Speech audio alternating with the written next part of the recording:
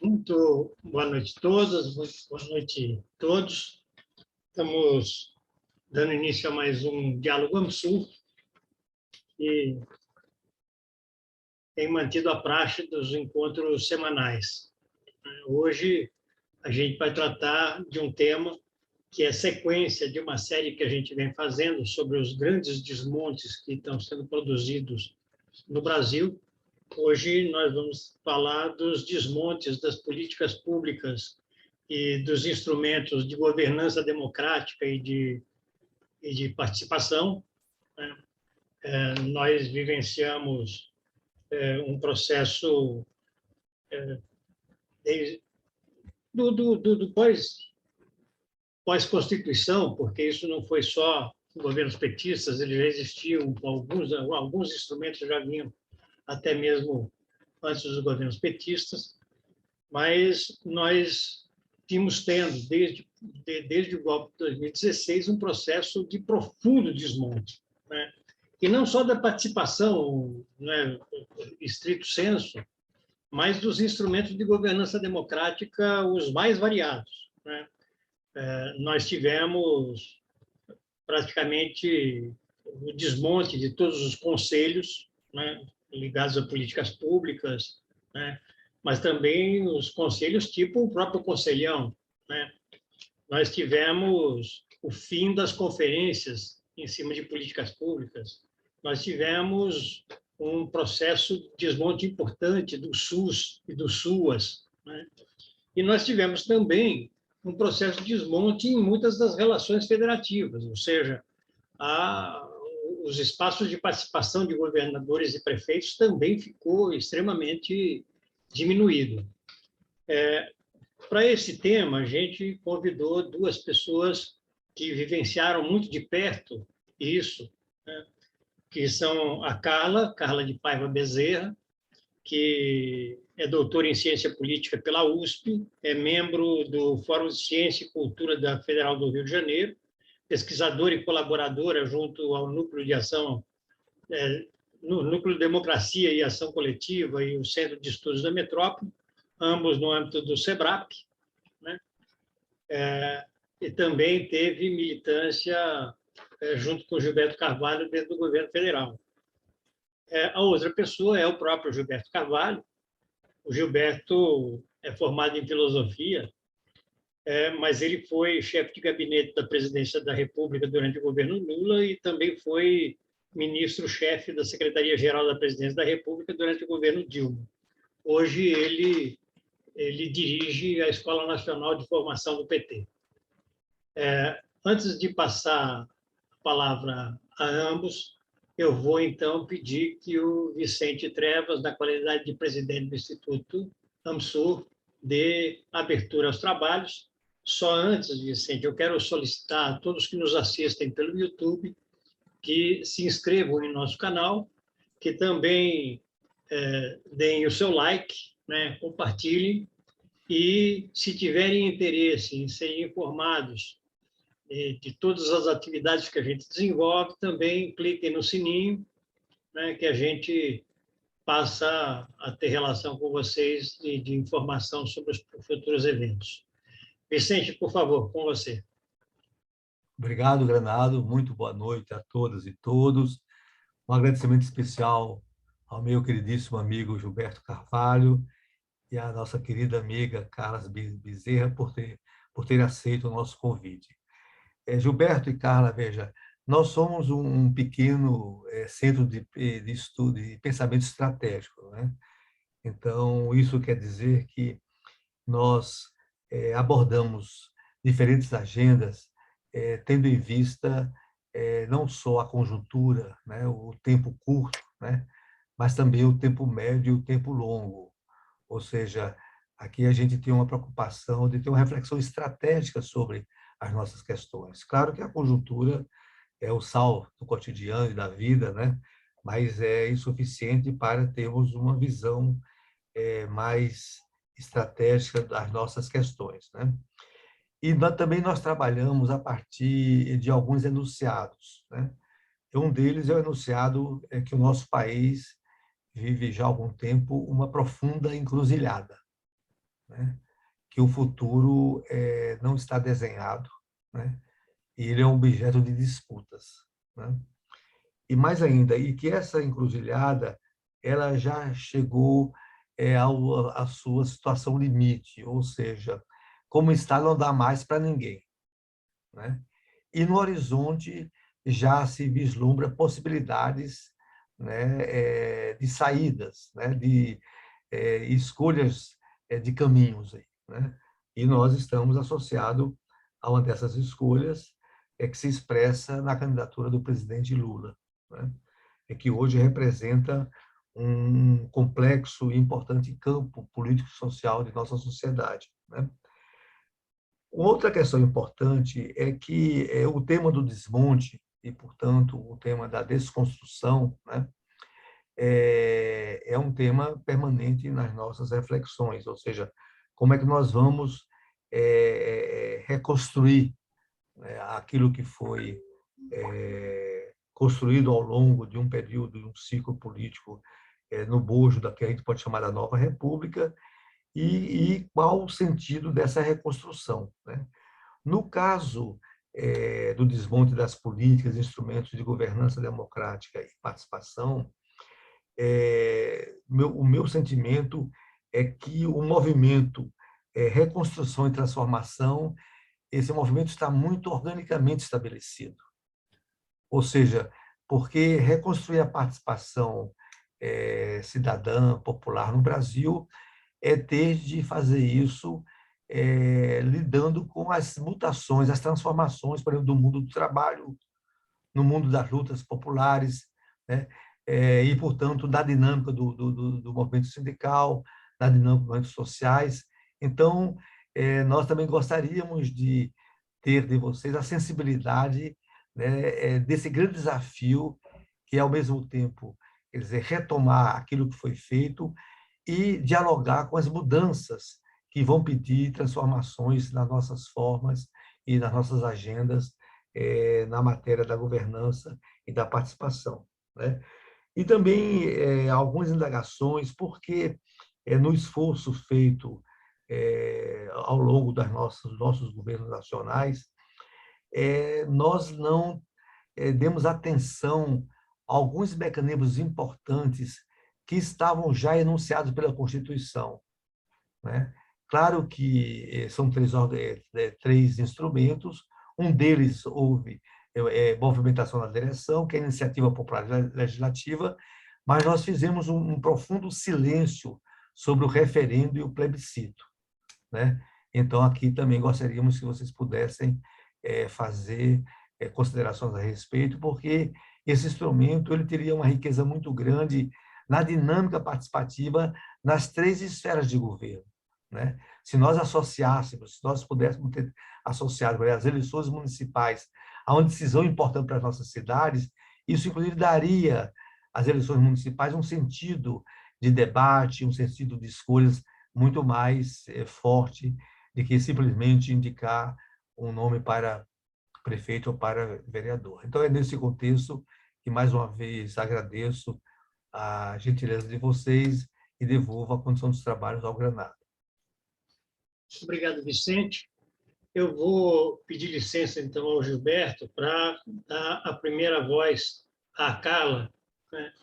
Porque ela tem uma fala já sistematizada e acho que ela pode ajudar a dar rumo a toda a nossa conversa. Tudo bem, Gilberto? Claro, ela é muito mais organizada que eu, caramba. Vamos lá. Então, Carla, é com você. Liga seu microfone, por favor. Estão me ouvindo agora? Sim.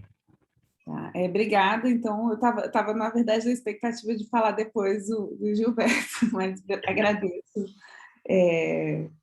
Enfim, eu preparei essa apresentação, então boa noite a todos. Primeiro agradecer ao Granado e ao Vicente Trevas pelo convite, né? Saudar Gilberto Carvalho, que é sempre um prazer estar com ele, e saudar todo mundo que está acompanhando a gente.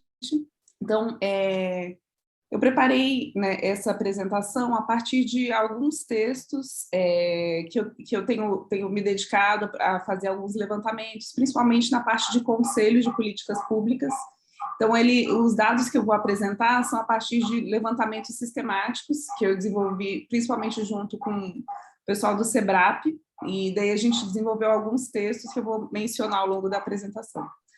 Então, primeiro, a gente pensar no legado que a gente deixou para até 2018. Então, aqui tem a criação de conselhos nacionais de políticas públicas por presidente desde 1980. Na verdade, a gente tem o pré-1980, desde o processo da redemocratização até o governo Temer. Então, a gente vê, na verdade, né, a barra azul é o número absoluto e a linha vermelha é a média por ano, né, porque cada presidente teve um mandato um pouco diferente. Mas, em qualquer caso, a gente vê o salto que foi dado, principalmente nos governos Lula, né, de criação de conselhos. A gente vê que foi um processo que foi crescente, mas que se intensificou muito, e a gente chega no final do governo Dilma já com quase 100 conselhos das mais diversas áreas de políticas públicas, né, e esse processo claramente desaba no governo Temer. Eu tenho alguns levantamentos que mostram que a gente já houve vários desmontes já no governo Temer. E no governo Bolsonaro a gente vê essa inflexão bem radical no sentido de desmonte, de desconstrução. Aqui também, eu não vou entrar nas conferências, mas a gente sabe também que teve o mesmo padrão, principalmente o governo Lula e Dilma, uma intensidade muito grande de realização de conferências, que também vai gradualmente sendo esvaziado até, né, um cancelamento sistemático. Agora os movimentos se organizando para fazer conferências populares, enfim, paralelo, porque não tem mais esse espaço, né, no governo federal. E daí, acho que o que a gente pode dizer é que o Bolsonaro cumpriu a sua promessa, que ele, desde o primeiro momento, se comprometeu o que ele chamou de botar um fim a todos os ativismos, no caso, todos os ativismos que seriam contrários a ele, né? Ele estimula a base eleitoral dele e se colocou de forma bastante radical contra qualquer setor que pudesse ser um obstáculo para ele constituir a agenda de desmonte, né, dele. Então, as primeiras medidas do governo Bolsonaro já foram no sentido de esvaziar conselhos de forma contrária a várias medidas que eram muito simbólicas, principalmente nos governos petistas. Então, né, a retirada do Conselho Nacional de Segurança Alimentar, do CONSEA, da estrutura da presidência, foi claramente um ato simbólico de retirar aquilo que era o símbolo também do governo Lula, né, de enfrentamento à fome, enfim. Foi o primeiro conselho que foi esvaziado, que foi extinto. E a gente teve também o Conselho de Desenvolvimento Econômico e Social, que já estava parado desde o governo Temer, já não funcionava mais, e foi também formalmente extinto. E o CNPI, ele tá inativo, depois eu vou explicar esse detalhe. Mas então a gente já tem logo no primeiro dia de governo, com a medida provisória que estrutura, né, o governo, já uma sinalização bastante pesada no sentido de esvaziamento dos conselhos. E daí, em abril, a gente tem o decreto que ficou conhecido como revogaço, o decreto 9759, que pretendia extinguir de forma indiscriminada todos os conselhos. Ele foi para órgãos colegiados, que abrangeria também órgãos que não têm participação da sociedade civil, mas a gente sabe que o objetivo central era, na verdade, atirar para todos os lados para pegar justamente esse setor dos colegiados com participação da sociedade civil. Então, eles falavam em 700 colegiados, o que não é uma coisa realista, na verdade, assim, 700, um monte de grupo de trabalho interministerial que já não era mais ativo, tanto faz revogar ou não. O que ele queria pegar era, de fato, os que estavam ativos e os que têm participação da sociedade civil, que a gente estima que são em torno de 96, exatamente, que a gente levantou. Então, a fala, né, o tweet aqui do Bolsonaro dizendo, né, que supostamente seria uma economia, quando, na verdade, ele não tinha nem ideia de quantos seriam atingidos, e também não tem, na verdade, custos, nenhuma ideia real de custos. E daí, no final, ele fala, de fato, o que ele estava almejando, que era, tipo, esvaziar o espaço da sociedade civil, que se colocava contrário às pautas. A gente vai ver que os setores mais afetados são justamente aqueles das pautas que são mais contrárias ao governo. Assim. Então, só que essa medida esse decreto 9759, ele enfrentou várias tanto, né, muita mobilização da sociedade civil, mobilização de partidos políticos e, principalmente, encontrou vários freios no judiciário. A primeira delas foi uma ação direta de inconstitucionalidade, foi impetrada pelo PT, pelo Partido dos Trabalhadores, que acho o mais importante, acho, dessa decisão, foi a primeira decisão né, do judiciário a reconhecer que os conselhos são a concretização do princípio participativo. Até então, a gente nunca tinha tido nenhuma questão de isso ser levado para o judiciário, mas eu teve a ideia do reconhecimento de que conselhos, conferências são espaços, sim, de concretização de princípios constitucionais. Isso acho que, por si, é uma vitória importante, né? E ele também pediu que conselhos que fossem, mesmo que não tivessem, fossem criados por lei, eles fossem mencionados em lei, não poderiam ser extintos pelo Decreto 9759. Isso colocou, na verdade, quase todos os conselhos têm alguma menção em lei. E daí, de alguma forma, isso impediu que eles pudessem ser extintos. E a gente vai ver que daí a estratégia do governo mudou. Ao invés de revogar diretamente, ele começou a editar decretos, um por um, para alterar o formato dos conselhos, reduzindo drasticamente a participação da sociedade civil. Mas foi uma decisão parcial, porque foi reconhecido que sim, que o executivo poderia definir a sua estrutura administrativa, isso não tinha muito como fugir. Logo na sequência, então, né, o governo Bolsonaro começou a editar esses vários decretos, reestruturando diversos conselhos na área de direitos humanos. A gente vai ver que a maioria dos conselhos foi reestruturada, às vezes reduzindo, por exemplo, para o CONAMA, acho que foi um dos mais drasticamente reduzidos, de 96 para 23, sendo que a sociedade civil foi reduzida a 4. A gente tem o Conselho Nacional de Combate à Discriminação LGBT, que deixou de ter a menção LGBT e foi reduzido de 28 para 7, sendo 4 do governo. Então, a gente tem esse processo aí de esvaziamento mesmo, de que os conselhos são drasticamente reduzidos e passa a ser uma coisa meio proforme.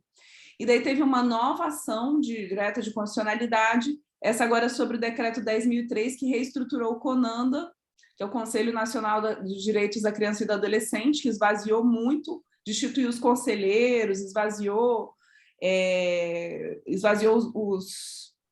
né, reduziu o tamanho, e daí o STF disse, é inconstitucional uma norma que, a pretexto de regulamentar, na verdade, dificulta a participação da sociedade civil em conselhos.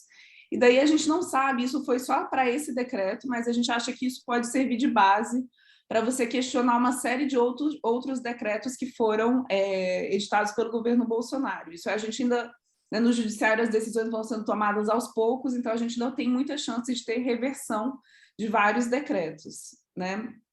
Mais recentemente, a gente teve algumas decisões importantes que estão relacionadas ao CONAMA. Eu vou passar assim. Então, a gente teve o STF decidiu que a nova composição do CONAMA é inconstitucional, e essa nova composição estava sendo usada para, acho que vocês devem estar acompanhando o caso de Minas Gerais, né, o CONAMA, depois de que foi reduzido, começou a editar várias resoluções que legalizavam, permitiam exploração em áreas que normalmente deveriam ser protegidas. Enfim, eu não sou da área ambiental, mas a área ambiental foi também, junto com os direitos humanos, foi uma das mais afetadas pelas revogações e alterações.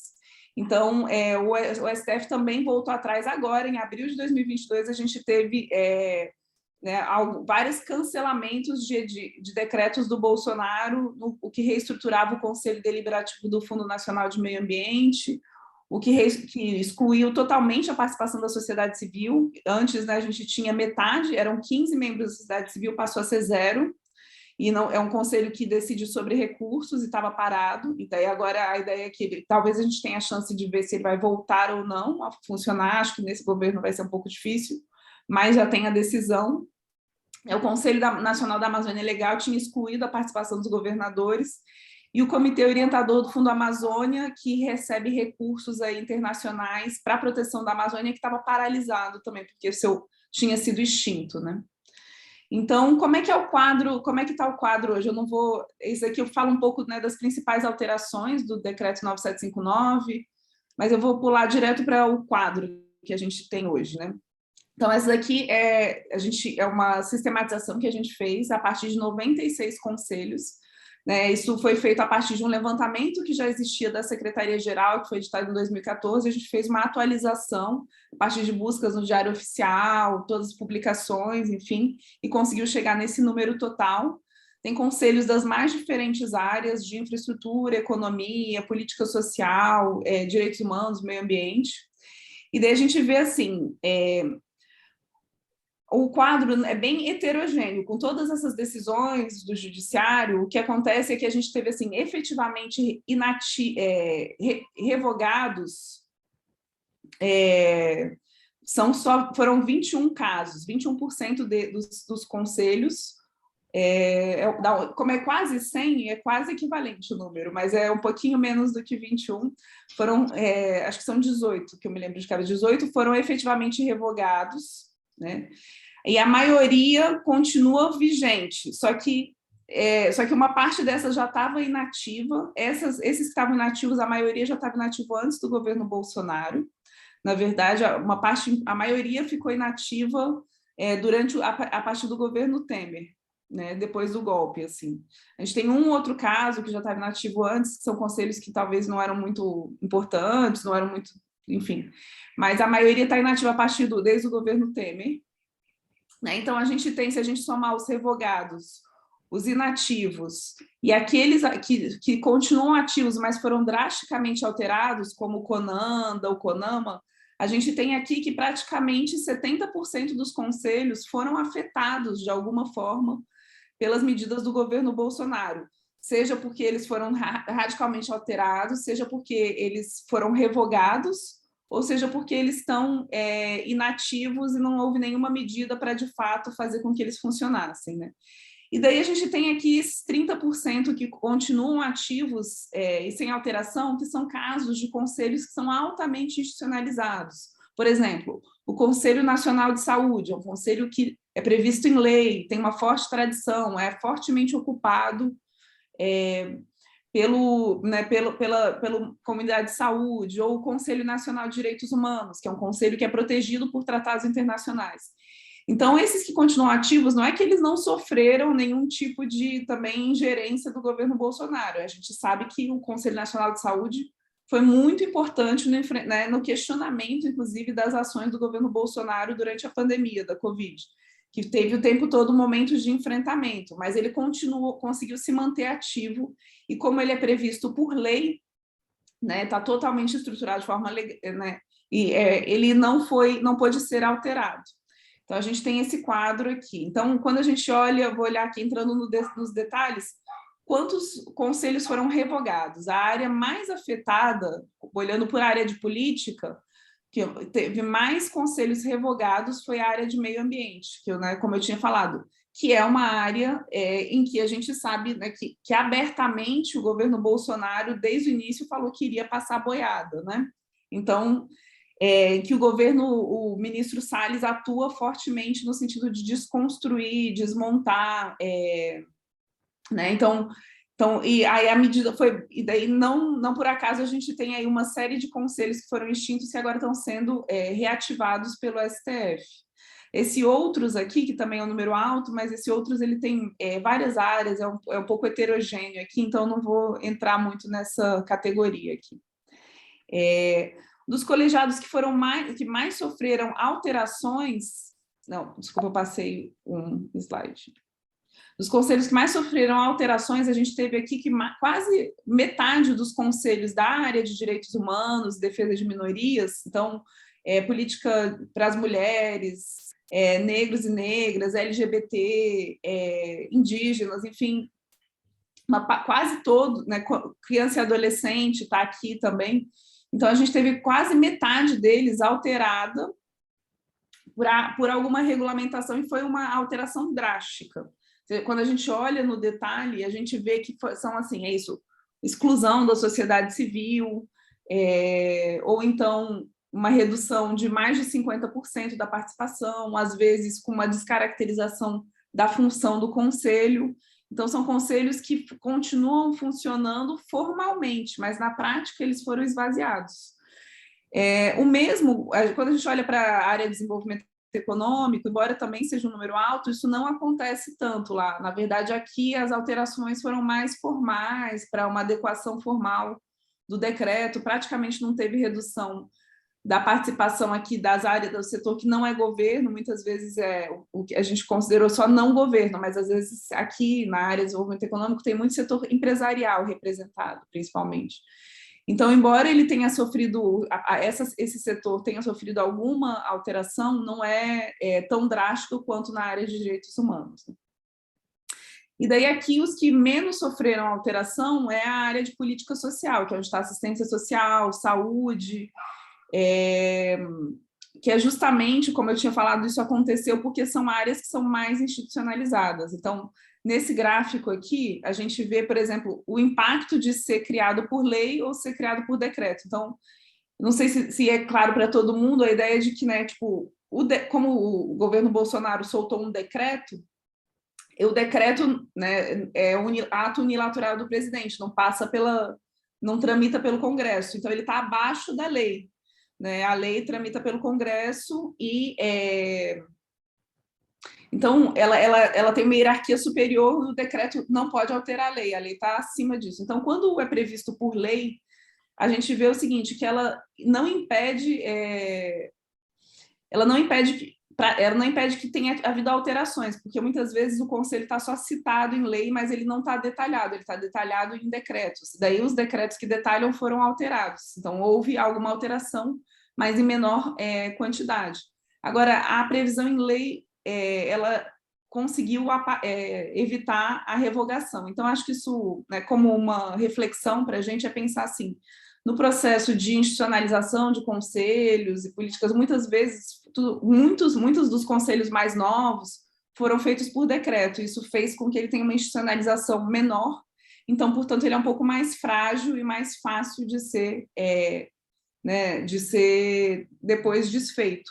E a gente tem isso para alguns casos de políticas públicas também, né? Acho que um caso de conselho que também a política em si, por exemplo, para a população de rua, né, a política foi instituída por decreto, daí foi facilmente revogada depois. Então, acho que fica uma reflexão para adiante, para a gente pensar como garantir a construção de políticas públicas mais fortes, mais estáveis, né, que elas você nunca pode evitar totalmente a alteração por um governo futuro, mas você pode fazer com que as coisas fiquem mais estáveis no tempo, né?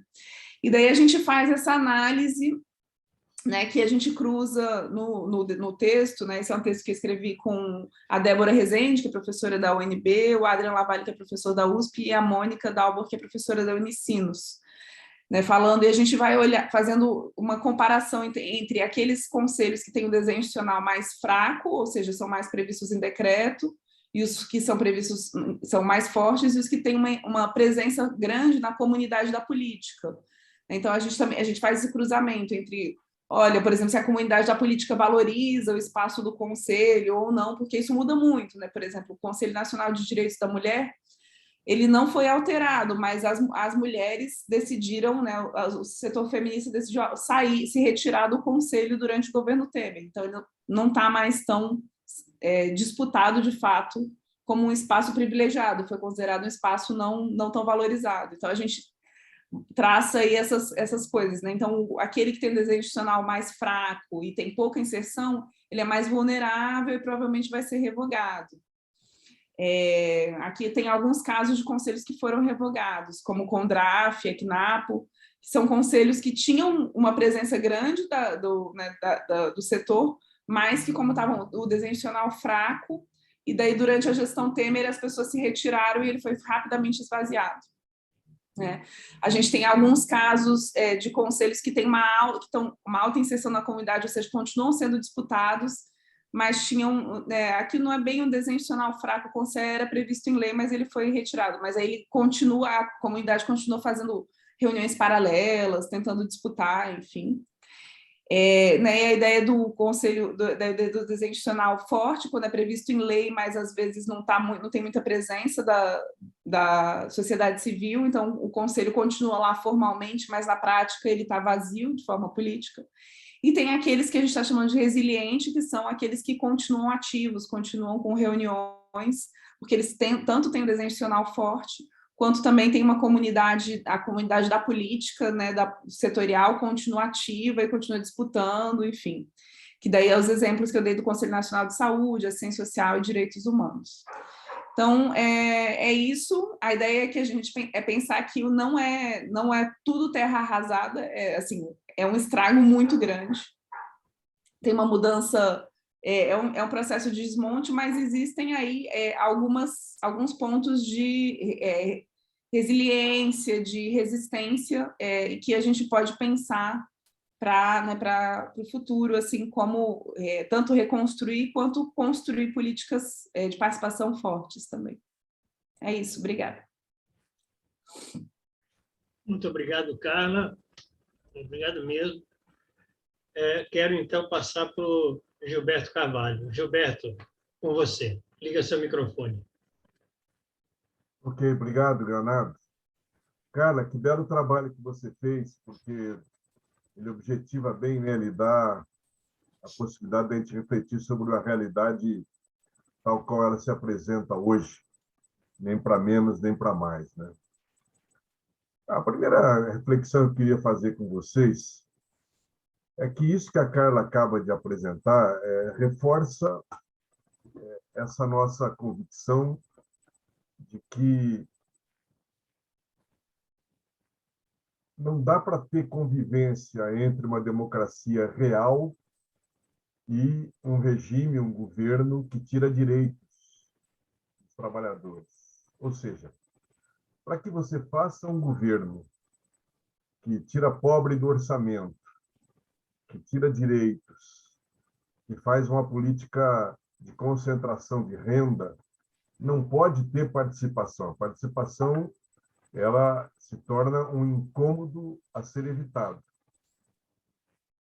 Quando o Temer assume o governo, as primeiras medidas que eles tomam de um lado, a PEC 95, para começar a tirar pobre do orçamento, para limitar gastos públicos com políticas sociais, e, ao mesmo tempo, a extinção dos principais ministérios que tinham a ver com a mobilização social, que eram, por si só, representantes, digamos, de uma participação popular, que é o Ministério da Mulher, o Ministério da Igualdade Racial, o Ministério muda-se, né, totalmente a cara do Ministério da Mulher, quer dizer, ele é juntado, eles fazem uma fusão com outras políticas, direitos humanos, enfim, é simbólico que a primeira coisa que eles fazem é isso, é uma medida econômica contra os pobres e, ao mesmo tempo, de cara, uma destruição das formas de participação bastante efetivas que eram esses ministérios. Além disso, uma outra coisa imediata é o fim da política nossa de participação social. Nós tínhamos, durante muito tempo, trabalhado uma política de participação social, justamente nessa linha do que a Carla fala, da necessidade da legalização, digamos, da institucionalização das políticas sociais. Nós criamos, ainda que por um decreto presidencial, uma política de participação social que já tinha sido alvo de um decreto legislativo para derrubar essa política. Fica congelada essa questão, porque ela não é votada no Congresso, mas quando entra o Temer, eles acabam com eles retiram esse decreto. Então, a primeira coisa muito clara é isso. Tem duas coisas que não combinam com o capital, com a exploração, com a concentração, que é a participação e a transparência. É um outro dado importante, né? Eles mitigam cuidadosamente ou anulam as nossas principais políticas de transparência, né? Tanto a lei de acesso à informação, que é quase transformada em letra morta, como o papel da CGU, como a relação com o Ministério Público, a independência do Ministério Público, que nós, convenhamos, levamos ao exagero, né? Então, se transformam, se fazem uma série de políticas que tentam vedar o acesso da informação, que é essencial para a democracia, e o outro é essa questão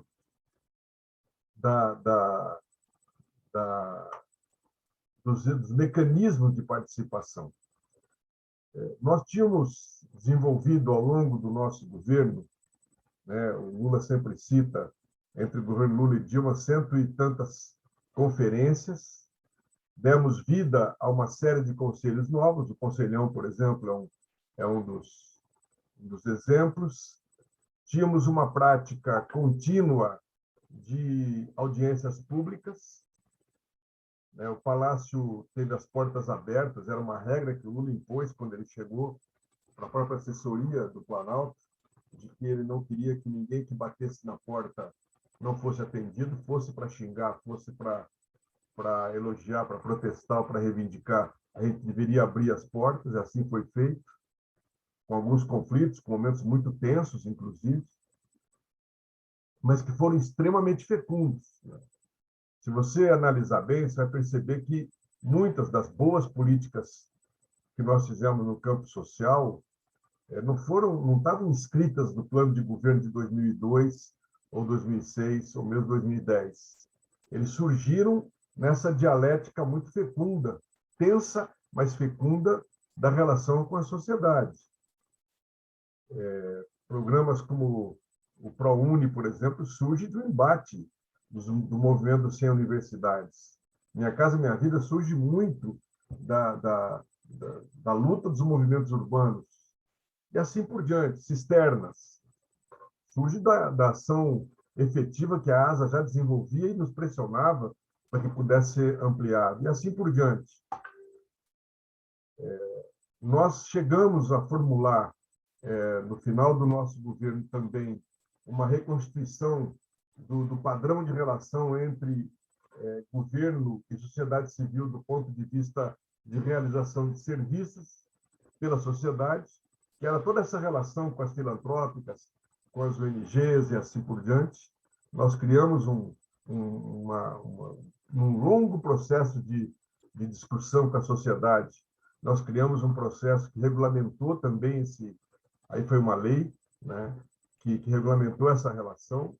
E ainda já no governo Dilma se instituiu o famoso Dialoga Brasil e o Participa BR, que era um meio que já usava uma plataforma muito moderna de consulta, de participação. É evidente que isso desapareceu completamente do horizonte. Agora, é preciso ressaltar também que, embora extremamente valiosa, essa participação que nós conseguimos e que nós formulávamos, e que, sem dúvida nenhuma, se nossos governos tivessem avançado, continuado, teriam tido um avanço e uma consolidação maior, mas é preciso também termos a devida consciência de que era um tipo de participação muito restrita a uma elite da população, a elite aqui, no caso, dos setores conscientes e organizados da sociedade.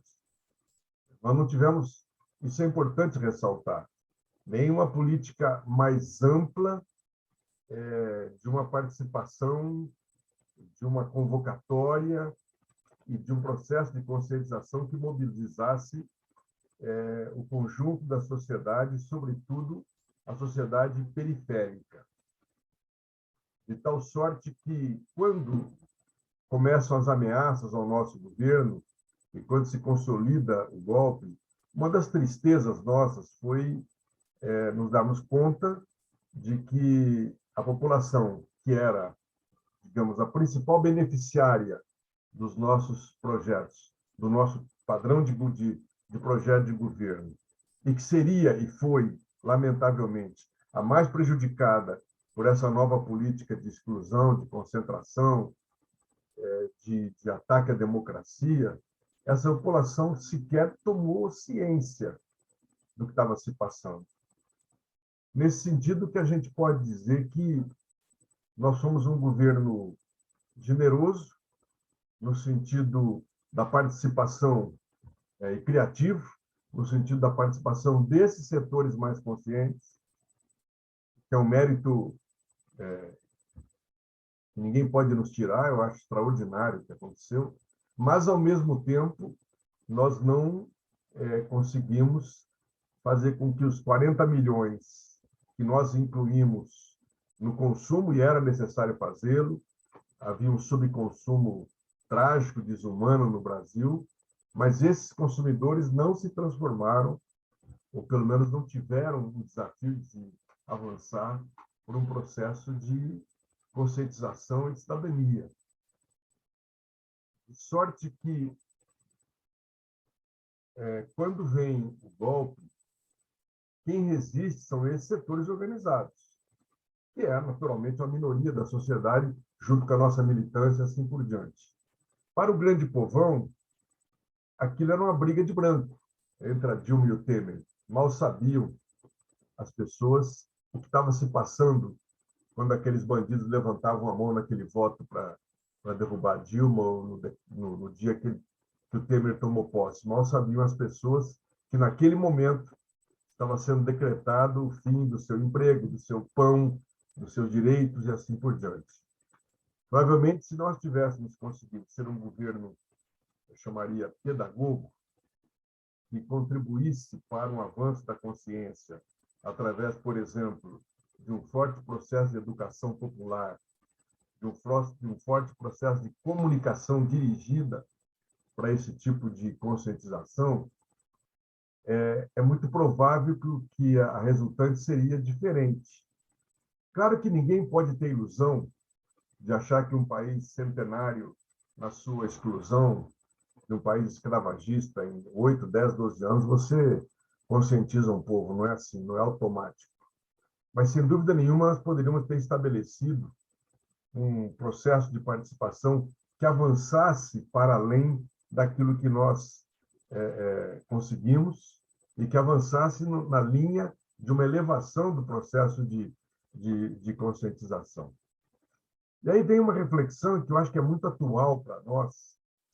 Eu estou falando isso não por autoflagelo, mas pela perspectiva justamente que nós temos de voltar a governar, que é essa consideração de que o bolsonarismo, além de um fenômeno político ideológico, ele é um fenômeno profundamente cultural. Ou seja, a eleição do Bolsonaro, e essa onda, ela ocorre em grande parte porque ele vai ao encontro, ele se casa com essa onda conservadora, neofascista, que está pelo mundo afora, e que, ao mesmo tempo, ele se transforma num propulsor dessa onda. Ao mesmo tempo que ele é apoiado por essa onda e agrada essa onda, ele, uma vez no governo, uma vez revestido de poder, ele se transforma num grande estimulador dessa onda, que encontra uma impressionante e lamentável fecundidade no nosso meio. E ela tem a profundidade que tem os fenômenos culturais. Você não remove do dia para a noite. Cabe, evidentemente, uma reflexão forte sobre a questão religiosa. E aí eu queria abrir um parênteses com vocês. É que esse processo religioso, ele não nasce agora. Ele nasce nos anos 80, quando, depois do relatório Rockefeller, os americanos fazem um acordo com o Vaticano, aproveitando-se do anticomunismo do Papa João Paulo II, decretam a perseguição à teologia da libertação na América Latina. Esse fenômeno é muito mais profundo do que a gente imagina, porque ele destruiu ou prejudicou fortissimamente, quase destrói, todo um processo de conscientização e de organização popular que, junto aos movimentos, com os outros movimentos sociais, construía uma rede fundamental de articulação da cidadania no meio dos pobres. Grande parte, vocês sabem disso, grande parte daqueles que se tornaram militantes no Brasil, seja de partidos de esquerda, seja dos movimentos sociais, tiveram o seu despertar para a militância nos elementos da fé, né, provocados pela fé. E depois se engajaram nos processos, ficaram não ligados a essa origem, mas se jogaram na luta. E essas igrejas e esses movimentos foram também elementos importantes de uma formação básica. De modo que, naquele período das nossas fundações, PT, CUT, MST, etc., você tinha na periferia um terreno muito fecundo, seja pelo movimento sindical, e aí o Vicente toca num assunto fundamental, porque a mudança estrutural do processo de produção no Brasil, com toda a perda do peso da indústria, onde a consciência de classe se dá com muito mais connaturalidade, tem que ser levado em conta, se comparada à questão dessa uberização, dessa prevalência dos serviços, onde é muito mais difícil essa formação de consciência por causa da pulverização, né, do trabalhador. Junto a isso, toda a questão do aumento da violência nas cidades, o surgimento das milícias e, sobretudo, do tráfico, faz com que esse mesmo ambiente, que era um ambiente amigável para nós, para qualquer forma de participação, ele se torna hoje hostil, a ponto de termos que pedir licença para o tráfico, para a milícia e até para o pastor, muitas vezes, para a gente chegar a essas áreas. E as referências, sobretudo, seja do catolicismo, seja do protestantismo progressista, evangélico progressista, elas são muito reduzidas. E isso tem um peso enorme naquilo que nós estamos tentando chamar de um trabalho de reconstituição da nossa base. Se você somar isso, o processo de burocratização progressiva da esquerda e do sindicato, você vê hoje o fosso que se abre entre nós e esse povo, se quisermos pensar num processo de ampliação dessa participação. Nós que estamos às vésperas aí esperamos, embora com muita luta, todos nós sabemos que cada vez está mais claro que vai ser muito difícil, mas se nós chegarmos a um governo, nós precisamos dar um salto. Ou seja, não vale apenas reeditar o que fizemos. Vamos tentar, sim, recuperar cada um desses conselhos, cada um desses instrumentos que a Carla mencionou, que são importantíssimos. Mas nós precisamos, nesse tempo da inclusão digital, né, das modernizações todas, também repensar as nossas formas de participação e, sobretudo, buscar formas de massificação dessa participação. Porque, a rigor, meus queridas amigas e amigos, nós sabemos que quem vai nos segurar não é o parlamento, a depender da governabilidade parlamentar apenas. A gente não tem futuro.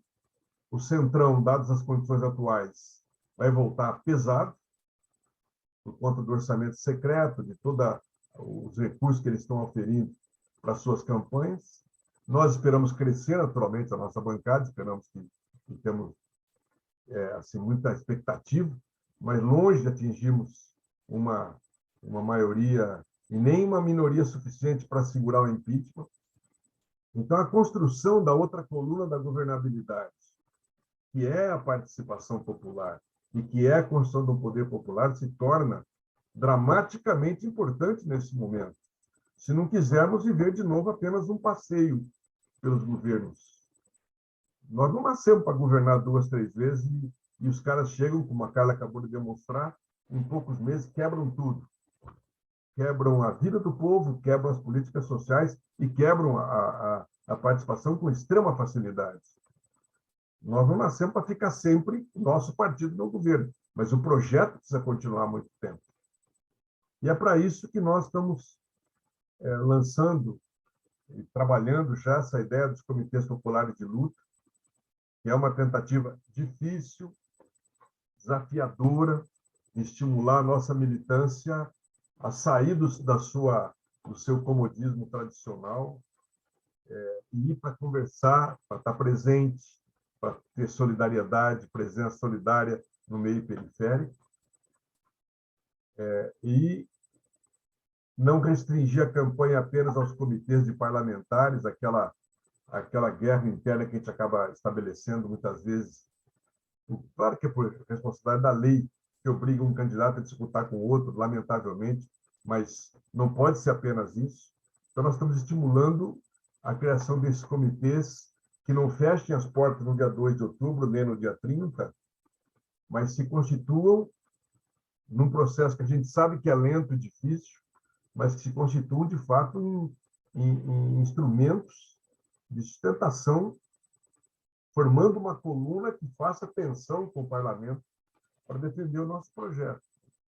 E vai na mesma perspectiva o processo que nós vamos lançar agora no dia 5 de junho, no Encontro Nacional, que vai aprovar as diretrizes do nosso programa de governo.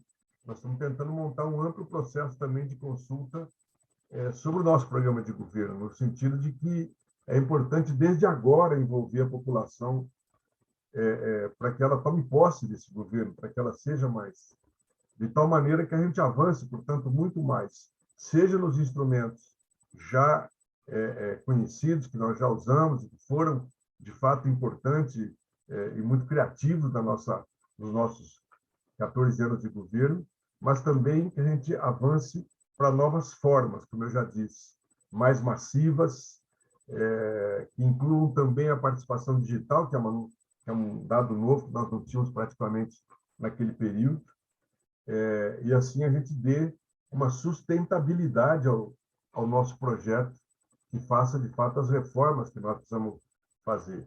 Porque vocês já imaginaram, e com isso eu vou concluir, se a gente fechar os olhos agora e pensar o que será uma eventual oposição bolsonarista ao nosso governo, dá até medo de ganhar a eleição, porque eles serão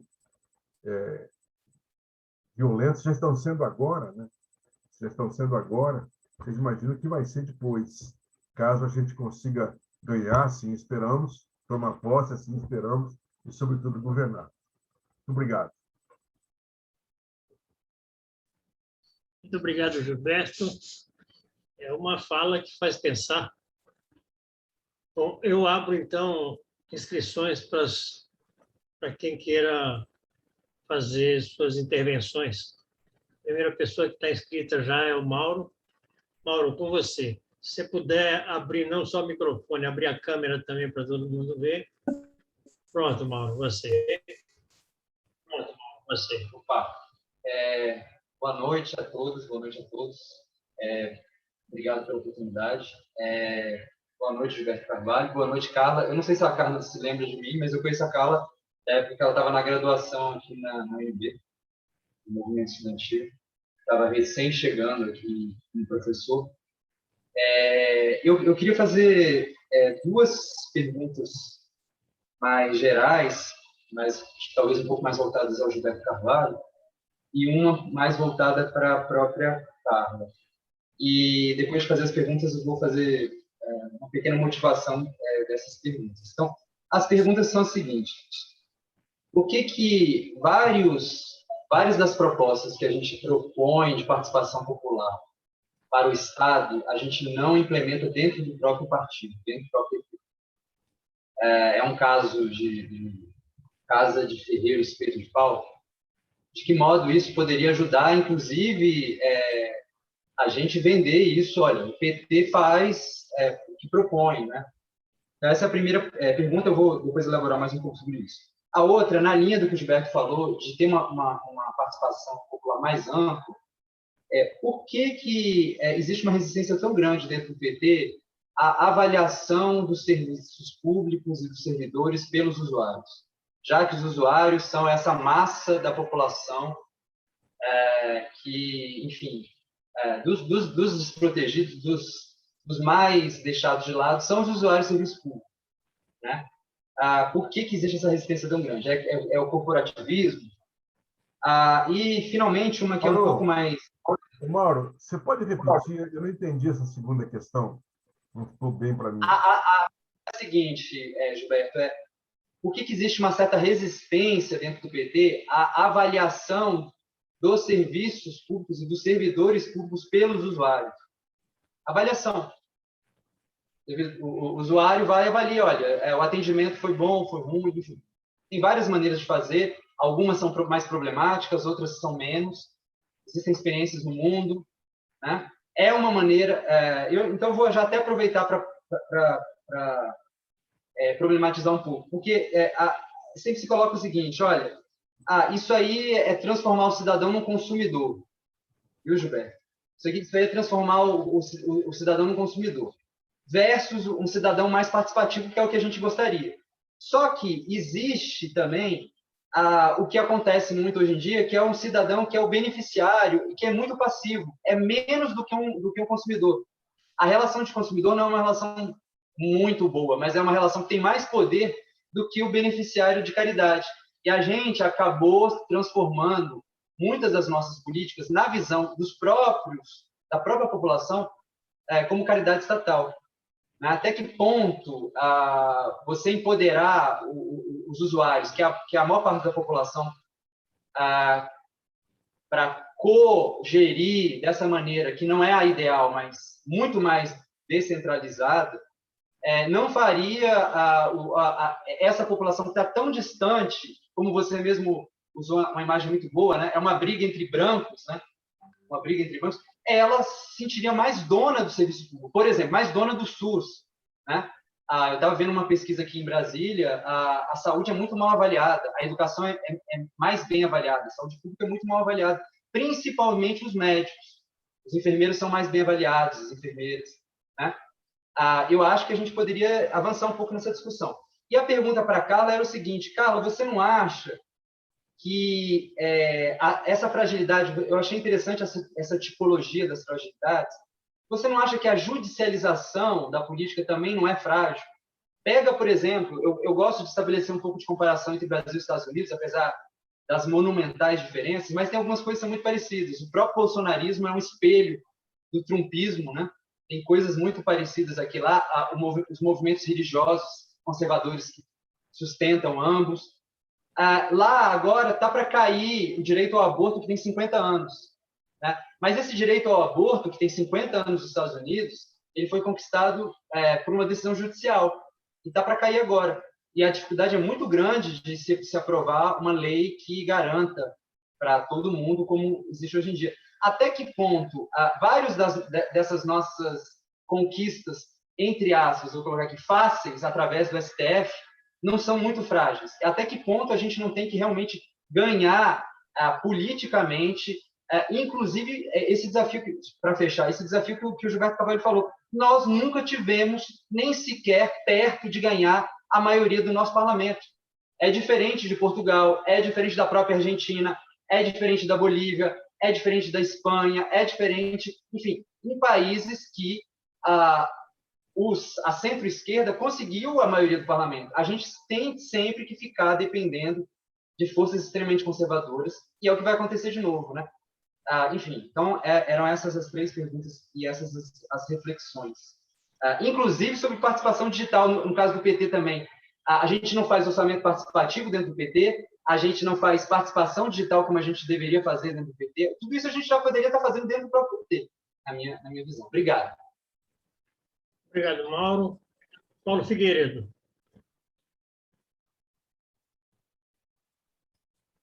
Liga seu microfone, Paulo. Parabenizar a apresentação da companheira Carla, que nos deu um panorama bastante amplo da situação dos conselhos. Eu fiz parte da área da educação e vi a destruição do Fórum Nacional de Educação, mas o Conselho Popular de Educação, Nacional Popular de Educação, sobreviveu e vai realizar agora um encontro em Natal, de modo que está entre aqueles que semi-inativos, digamos assim, que precisarem retomar.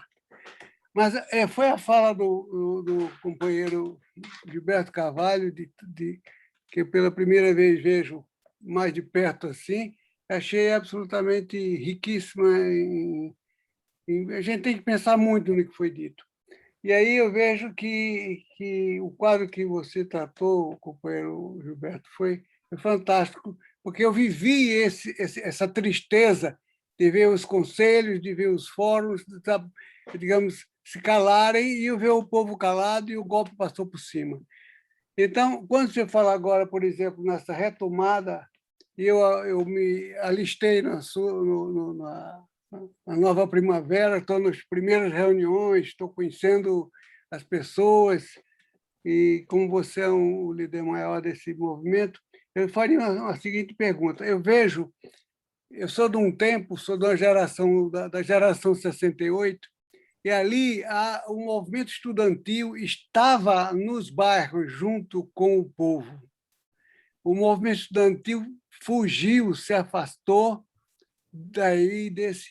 E a hora de você transformar, de você jogar essa classe média disponível para ouvir o povo, trabalhar com o povo e fazer o contato direto, ao escutar o povo, é na hora que ele entra na universidade, e isso acabou. Esse longo inverno do PCdoB na UNE, no movimento estudantil, fechou o movimento estudantil. E hoje é preciso a gente abrir. Essa é uma questão que eu lançaria para o movimento Nova Primavera, ou outros paralelos que me parece que já estão surgindo. Felizmente, estão surgindo outros movimentos, não só no PT, mas em organizações já surgiu em Minas agora um Brasil, qualquer coisa aí, que está forte também, não é? Acho que o MST está promovendo, enfim.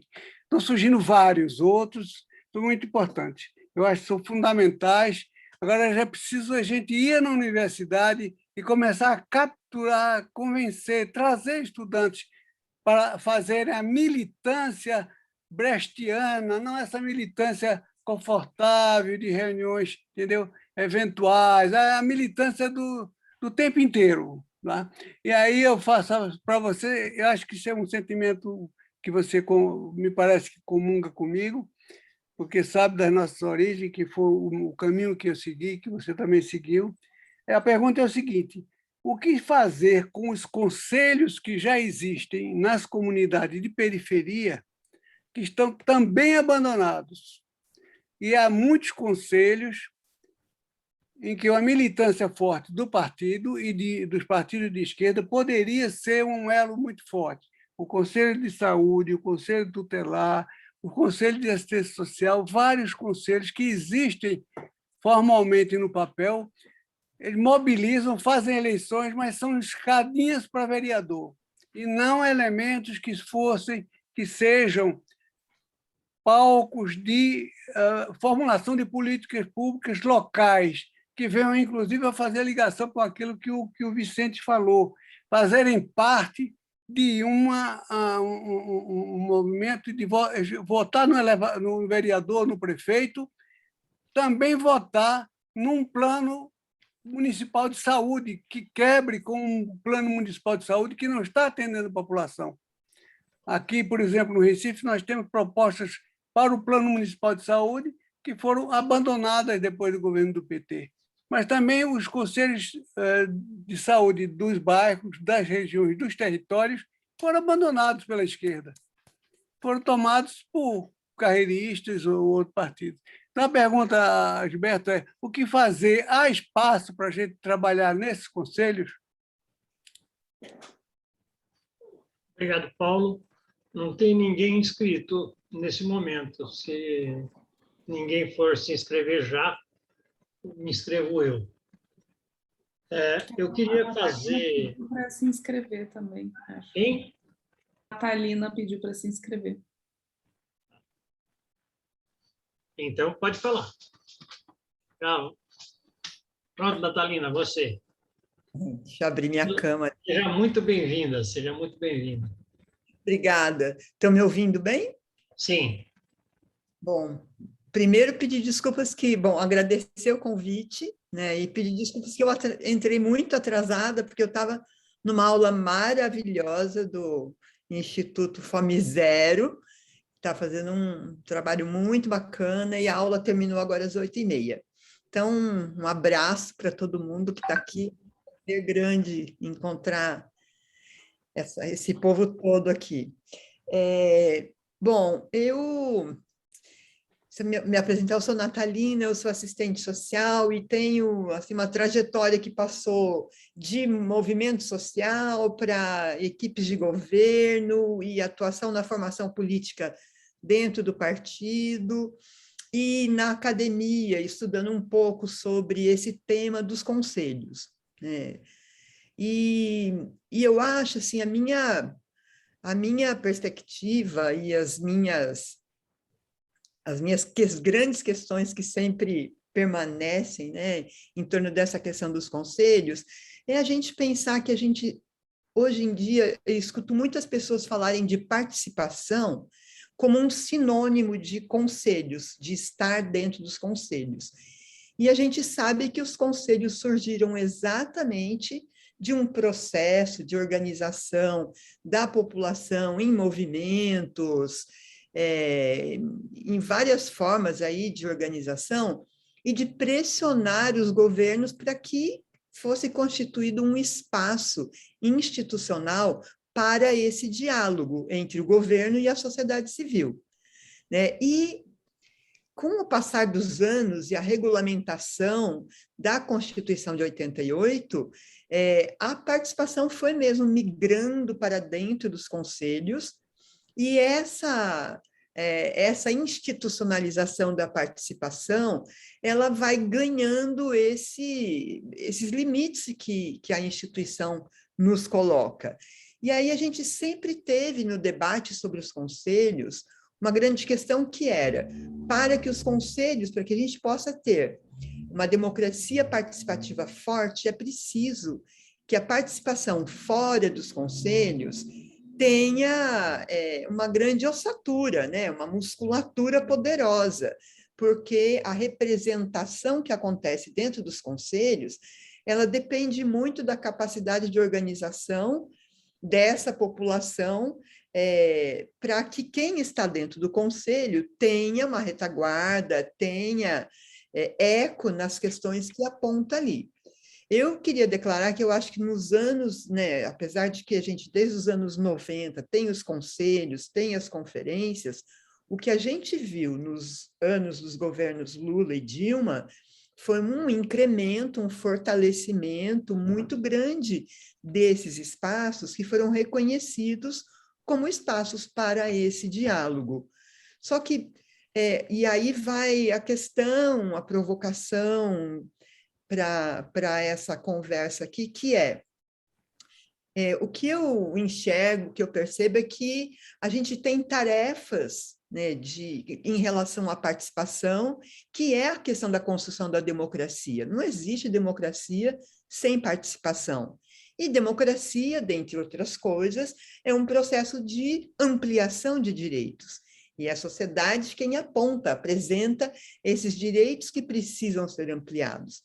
Então, nos nossos governos, o que a gente fez de permitir que as pessoas acessassem o consumo de coisas que eram importantes para a sua vida e que elas não tinham essa possibilidade, poder comprar uma máquina de lavar roupa, uma geladeira, isso faz uma diferença concreta na vida das pessoas. A gente não está falando em comprar uma bolsa da Louis Vuitton ou coisa do gênero. As pessoas compraram coisas para a sua necessidade pessoal, isso é um direito, né? Então, mas a minha perspectiva aqui é pensar que a participação ela tem que ser uma coisa, como o Gil falou muito bem, né, que o enfrentamento que a gente vive é cultural também, é de ter uma cultura participacionista, né, que esteja presente nos movimentos, nas ONGs, na academia, nos sindicatos, nos partidos, ou seja, nas nossas formas de organização da sociedade civil, né? Porque a gente tem, de fato, uma elite participacionista e a gente tem várias pesquisas que demonstram isso, né? Mas a gente tem muito pouco exercício da gestão democrática dos movimentos, das ONGs, dos sindicatos, dos partidos, da própria academia. A gente tem aí os especialistas, né? Que são quem tomam decisão. Então, Gil, eu queria muito te provocar nesse sentido de pensar, a gente não tem uma tarefa não tem tarefas diferentes em relação à participação? O partido tem uma tarefa que é tipicamente uma tarefa de partido político, que é organizativo, que é de formação, que é de mobilização, e que, independente de estar ou não dentro de governo, são tarefas de um partido político, né?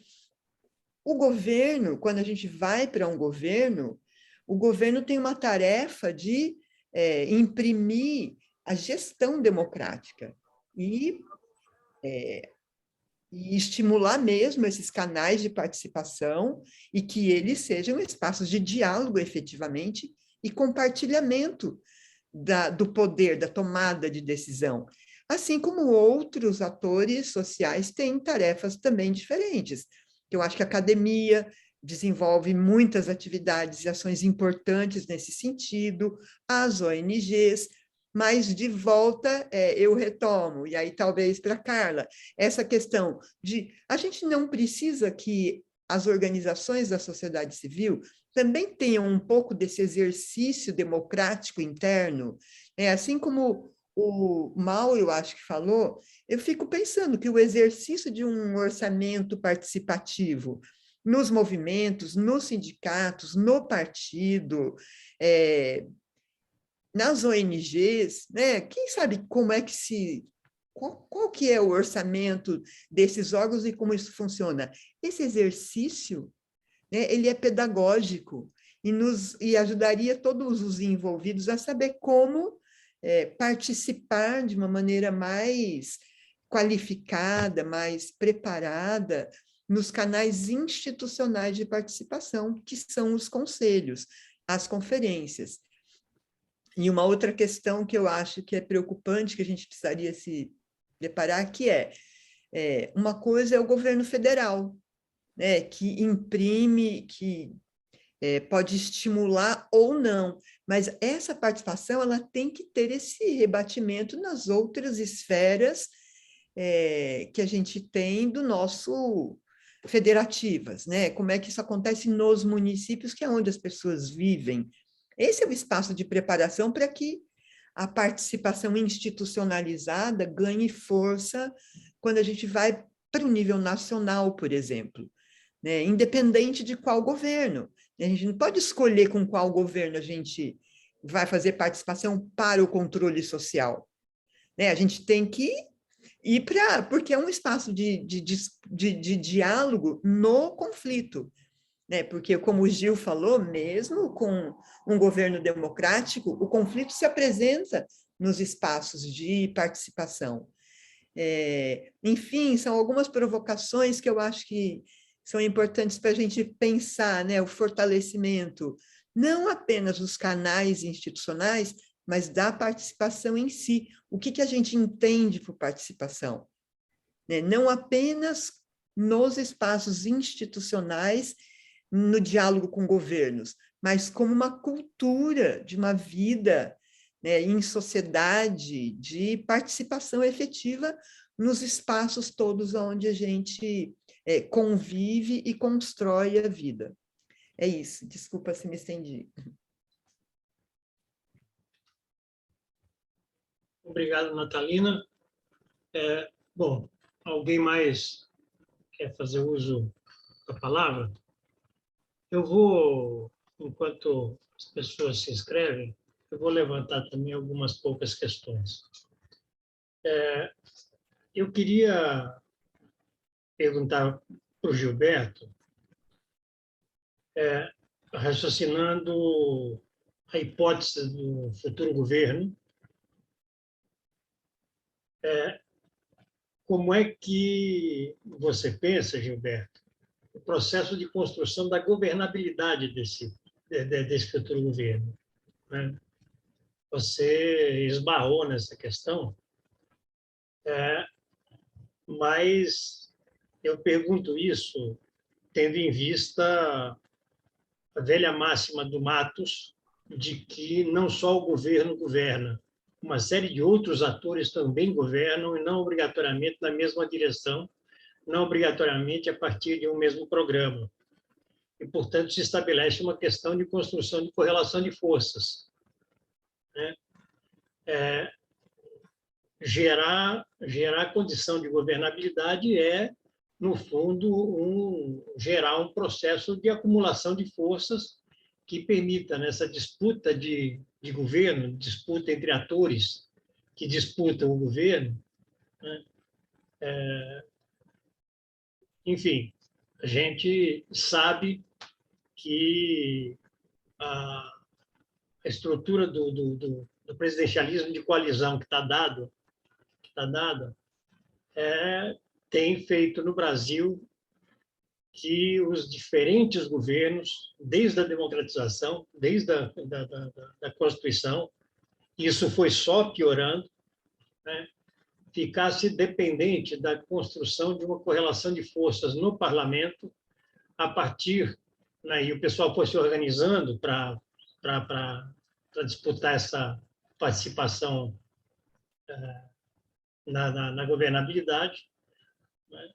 O fenômeno como o Centrão, ele é fruto em muito dessa forma como se organizou, né, a estrutura de governo no Brasil, né, desde a Constituição de 88. E, além da questão da governabilidade, uma outra questão extremamente relacionada a ela, que é o tema da governança. Como é que se pode pensar um processo que favoreça uma maior governabilidade, né, em termos de construção de organismos de governança compartilhada, e aí eu não estou falando só de participação popular, mais do que isso. Então, queria que você especulasse um pouco sobre isso. Eu queria levantar, Carla, para você, também uma outra questão, né? Raciocinando a hipótese de um governo futuro. A pergunta é como trabalhar a reconstrução desse processo de participação e como criar mecanismos internos de governo para coordenação, né, para a governança desse processo de participação, para a criação das condições de que os instrumentos se criem e que ganhem maior concretude, ganhem maior possibilidade de sobrevida em processos futuros. Nós vamos viver um processo claramente de conflito, muito conflito, né, no pós-processo eleitoral. A gente vai começar a ter um conflito com uma oposição extremamente ideologizada, extremamente forte, certo? Inclusive armada, né? Aí eu falo de forças armadas e de outros mecanismos de uso de arma. A gente vai ter uma correlação de forças delicada e uma oposição bastante delicada. Portanto, queria especular um pouco sobre como é que a gente constrói mecanismos, constrói instrumentos para esse processo.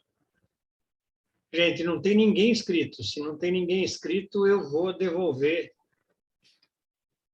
Mais alguém quer fazer uso da palavra? Bom, então, vamos devolver. Primeiro para a Carla, depois para o Gilberto. Tem inscrito, Granado, tem alguém inscrito lá pelo chat. Miquelazo, ele está até sinalizando, está pulando aqui. Miquelazo. José Roberto Miquelazo, grande amigo José Roberto Miquelazo. Miguel, com você. Obrigado, Granado. Boa noite a todos e a todas. Eu quero trazer... Me desculpe. Garganta velha falha igualzinho motor velho, viu? Eu queria trazer de volta a questão da participação, depois que que a Carla fez a intervenção dela e que o Gilberto também falou. Deixa eu dizer assim um pouquinho como é que eu penso a questão da participação. Sem dúvida que a reconstrução de tudo aquilo que a Carla mostrou para a gente, que foi desmontado desde o governo Temer e durante todo o governo do Bolsonaro até agora, ela tem que vir de volta. Os conselhos têm que ser reconstruídos, são um canal importantíssimo de participação dentro da esfera interna do governo. Mas é uma participação, quem é escolhido, eleito, seja lá qual for a forma de escolha, vai estar participando num universo intestino ao governo. Sem dúvida nenhuma de que isso é absolutamente necessário para que a gente reconquiste, nesse âmbito interno do governo, a participação através dos conselhos, da sociedade civil através dos conselhos. Ao lado disso, o Gilberto trouxe a questão da participação não interna ao governo, mas assim, a participação que ele até coloca, eu já tinha ouvido o Gilberto em outras entrevistas, em que ele foi muito enfático em dizer que este foi, na verdade, o grande erro que os governos do PT cometeram, de não manter uma participação ativa da população em função do aproveitamento que ela faz dos projetos, dos programas de governo que foram colocados em prática e que trouxeram, por outro lado, além dessa dispersão da participação popular, trouxe uma fragilidade muito grande, que mostrou que, num tapa, a direita conseguiu desmontar todo o nosso projeto. Então, Gilberto, eu pergunto para você agora, cara, quando a gente fala em participação massiva, não dá para a gente deixar de falar na questão organizativa. Como, cara, na tua cabeça, você engendra isso, nem que seja ainda num pré-projeto ou alguma coisa que nos diga como é que a gente pode superar o grande erro cometido antes e ter a participação orgânica da população, daquela que é o objeto principal dos projetos de governo, de qualquer governo do PT, digo eu. Como isso pode se dar? Obrigado, Michelazzo. Só uma curiosidade para quem não conhece Michelazzo. Michelazzo é um amigo de longuíssima data e nos tempos em que ele fazia teatro ele tinha um sotaque bastante interiorano ainda.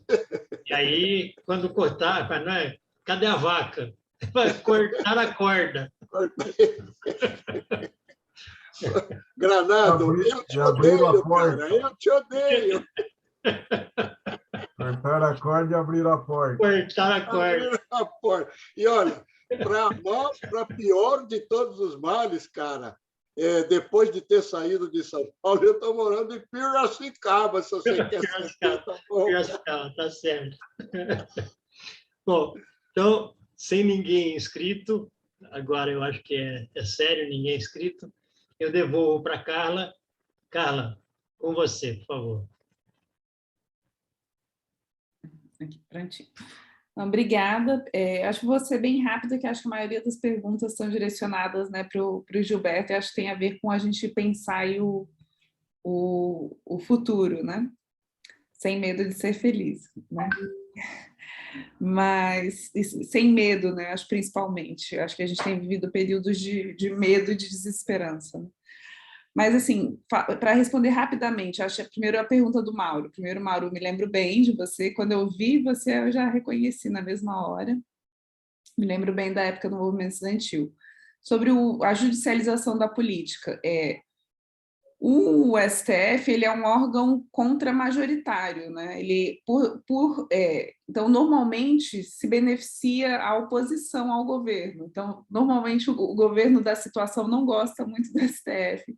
Se você olhar na média, as decisões são sempre contrárias ao padrão da organização de qualquer governo que seja. Então, para a gente, nesse momento, o STF tem sido importante e tem sido o único local em que tem colocado alguns freios às medidas do governo Bolsonaro.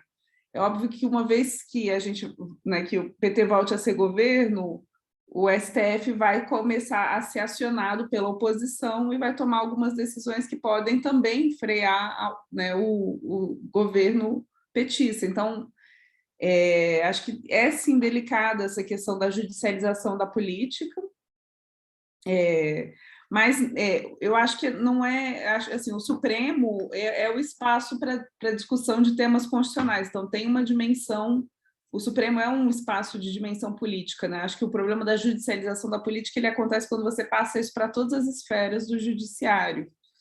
Enfim, eu concordo com você de que são vitórias limitadas, são vitórias pontuais, e é isso, o STF é sempre contra-majoritário, ele sempre vai decidir contrariamente ao governo da situação, assim.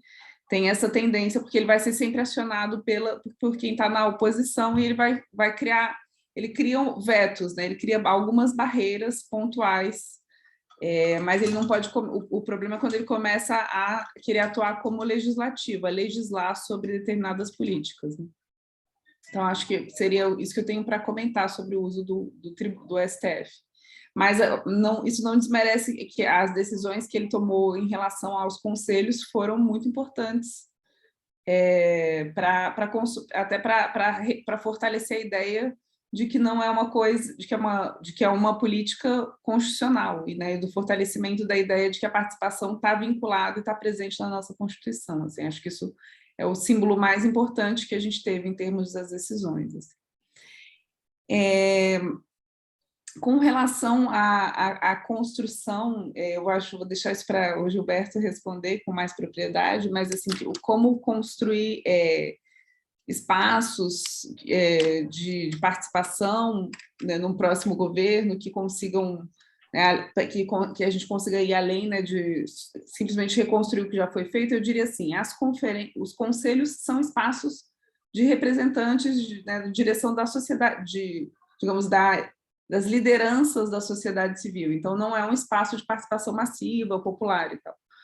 Mas eles têm um peso importante para o fortalecimento de determinadas políticas. E as conferências, eu acho que são a experiência talvez mais interessante de participação massiva, que eu acho que tem se mostrado, né?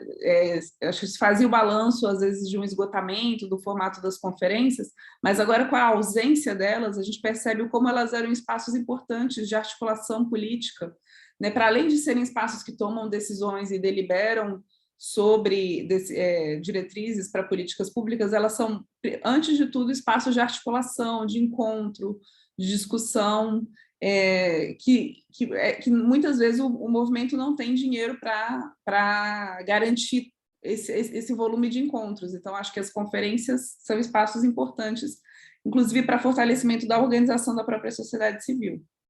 Eu acho que a gente não pode ter, quando a gente fala em participação, a gente tem que pensar que uma parte importante hoje da organização e da atuação na sociedade civil, ela foi tomada pelo bolsonarismo. A gente não pode ter ingenuidade de pensar que quando a gente promover espaços amplos de participação, que eles vão ser espaços que, como era antigamente, que majoritariamente setores de esquerda participavam. A gente tem que estar preparado para o uso e um ataque sistemático de setores bolsonaristas, que eles sabem disso e eles se valem dos espaços democráticos para práticas autoritárias.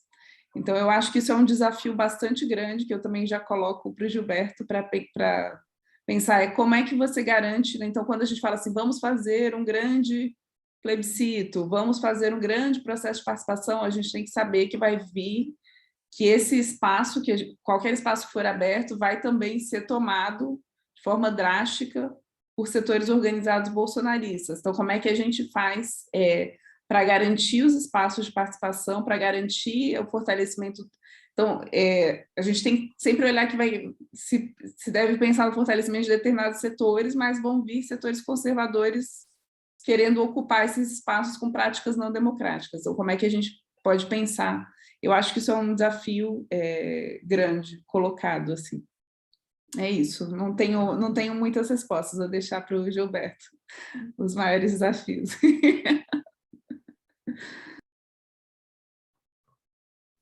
Muito obrigado, Carla. Está vendo, Gilberto? Está sobrando para você. Sobrando para você. Então, essas perguntas de vocês me fazem evocar dois personagens antigos. Primeiro, aquela história, quando o cara perguntava: dá para tomar uma Kaiser antes? Né? As perguntas difíceis. E a outra é do amigo da onça. Tudo pergunta de amigo da onça, assim, para deixar o cara numa enrascada. Não, mas eu estou tranquilo, porque eu não tenho aqui a responsabilidade de dar respostas absolutas, e sim compartilhar com vocês algumas convicções, mas que são todas elas sujeitas a muitas dúvidas também. Eu queria começar fazendo uma reflexão mais de pano de fundo, que me vem muito à cabeça, depois de ter passado aqueles 14 anos no governo, mais o tempo de Santo André. A gente vai ficando velho, né? A gente, né, Paulo Figueiredo, que deve ter minha idade mais ou menos, a gente vai relativizando muita coisa na vida. Mas uma das compreensões que eu fui tendo aos poucos é o seguinte: quando a gente nasce, o partido nasce dentro daquela dialética da ocupação do espaço institucional e do espaço da luta. Foi graças a essa dialética que, quando a gente ocupa o espaço institucional, a gente chega arrombando portas, criando uma nova cultura política de gestão, com erros e acertos, mas com muita criatividade. Desde o Dedé lá no Ceará, que faz em Capuí, que faz a pintura do orçamento no muro, até o orçamento participativo de Porto Alegre, até as políticas avançadas que nós fizemos em Santo André, em vários lugares, e que foram muito importantes. Agora, houve um fenômeno também que, aos poucos, essa presença institucional ela foi dragando as nossas melhores energias e nos ocupando e nos levando a um paradoxo estranho, que é o seguinte: nós abrimos mão da Revolução Leninista, daquela tese de que você conquista o Estado e depois muda o Estado, e adotamos a mesma tese, só que para a questão eleitoral. No fundo, o que vale é o institucional, o poder está concentrado no institucional, o resto é complemento, se der, mas aquela concepção de que você transforma a sociedade a partir de uma organização de base e a partir de estando ou não estando no poder, criando formas de poder popular que, de alguma forma, antecipam o Estado que você, o tipo de sociedade que você quer construir, nós estamos abandonando. Se você olhar hoje, Granada, o que é uma prefeitura do PT com uma prefeitura dos anos 80, 90, você vai perceber uma diferença enorme, salvo honrosas e belíssimas exceções. Eu tive agora, por exemplo, em São Leopoldo, fiquei muito feliz de ver o que se faz lá, em termos justamente de tentar mudar a sociedade, de participação, né? Araraquara também pode ser incluído, mas eu não sei, eu acho que os dedos da minha mão sobram para levantar experiências que você pode dizer, bom, elas vão na linha do modo petista de governar. Então, no fundo, pessoal, vamos ser bem honestos, a participação tem muita cara de concessão para nós. Elas não falam tanto de verdade da reconstrução e da partilha do poder e da construção do poder na sociedade. Claro que os avanços têm que ser comemorados, que são avanços dentro de um Estado completamente autoritário, completamente aparelhado pela elite, etc. A gente, quando assume um governo, eu me lembro muito disso quando a gente estava na presidência. Você tinha que praticar um contorcionismo para fazer com que aquela máquina que foi feita para gerar óleo diesel gere ela produz uma doce garapa. Ou seja, que o BNDES, por exemplo, receba também e financie também as cooperativas de catadores, de agricultores agroecológicos e assim por diante. A puta de um trabalho para fazer, mesmo com ordem presidencial, tal, porque o burocrata lá na ponta senta em cima e não é para aquilo. Estão as garantias e tem toda aquela coisa burocrática e assim por diante. Então, eu não desconsidero nem desmereço o que nós fizemos. Eu só acho que foi insuficiente. Por quê? Porque nós estamos jogando no campo do inimigo com as regras do inimigo, do adversário do nosso oponente, não é nosso campo. Então, a história de construir, Granado, isso que se chama de um novo padrão de governabilidade, é uma história que depende muito de uma correlação de forças em que você vai acumulando progressivamente. Você não tem como chegar num governo e decretar que, de repente, você vai governar de maneira diferente. Você não tem força para isso. O que eu me entristeço e lamento é que nos nossos governos nós começamos um pique, fomos aprofundando, mas depois regredimos. Nós mesmos reduzimos participação popular e o papel Não vamos esquecer disso. Claro que nós não caçamos nenhum conselho e tal, mas havia uma postura diferenciada que diminuía efetivamente a participação. E olha que eu era o ministro responsável por essa área, mas eu sei o que eu passei. Então, é um processo que nós temos que corrigir. Você consegue... Um governo nosso tem que ser um governo que vai progressivamente acumulando apoio através de políticas massivas em que a população benefício a população excluída, que a população perceba materialmente que a vida está mudando e, junto com isso, você produza um processo de conscientização muito na linha do que Paulo Freire nos ensinou, a partir da prática. Eu sempre dou exemplo, se nós tivéssemos feito, ou o governo ou o partido, nós tivéssemos feito um baita de um trabalho junto ao pessoal das 4.500.000 famílias que receberam Minha Casa Minha Vida, e um trabalho de conscientização e de informação, pelo menos, de onde vinham os R$50 mil que o Estado tinha investido naquelas casinhas, contra 5 que o cara tinha investido em 10 anos. Eu encontrei uma pessoa que paga até hoje. Ela paga R$36 por mês. Vejam que maravilha.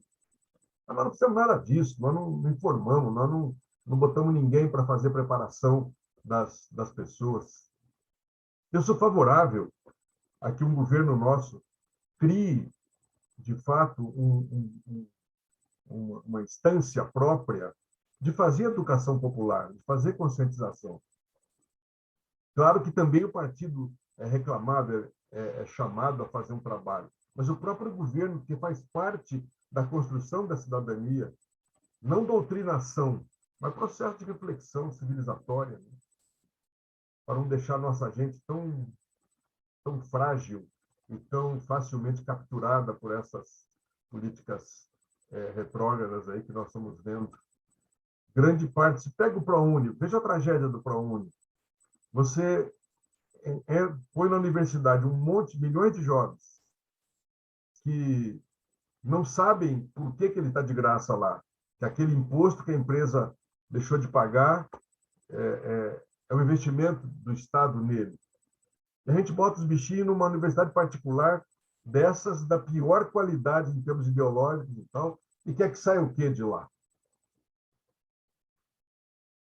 Então, eu acho que, tentando agora responder mais pontualmente o que o Mauro coloca, é uma pergunta dura. Por que o PT não tem orçamento participativo, por exemplo?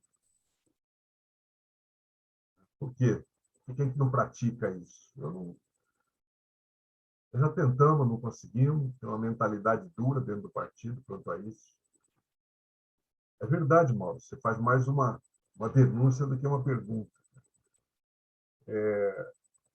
Essa coisa da avaliação do serviço público, esse nome consumidor me assusta um pouco, mas eu concordo com isso. Nós não temos que ter medo de ceder, nós não podemos ceder ao corporativismo. O corporativismo é uma coisa muito pesada. É um dos problemas que corrói a capacidade, a qualidade do serviço. Se você olhar, por exemplo, o comportamento, sobretudo das categorias médicas, é uma tragédia. Não posso generalizar. Minha filha foi operada do câncer aqui no HUB agora, a gente ficou babando de ver a qualidade do trabalho e a dedicação dos profissionais e tal, coisa impressionante. Então, há que se pesar. Mas é claro que há um desprezo, há um menosprezo do funcionário. Eu concordo, tem que haver avaliação, sim, tem que ser público isso, acho que não tem dúvida. A melhoria do serviço público é uma das condições fundamentais até para a gente ganhar as pessoas para a importância do papel do Estado, seja indutor da economia, mas, sobretudo, do cuidado com as pessoas. O Paulo lembra uma coisa importantíssima.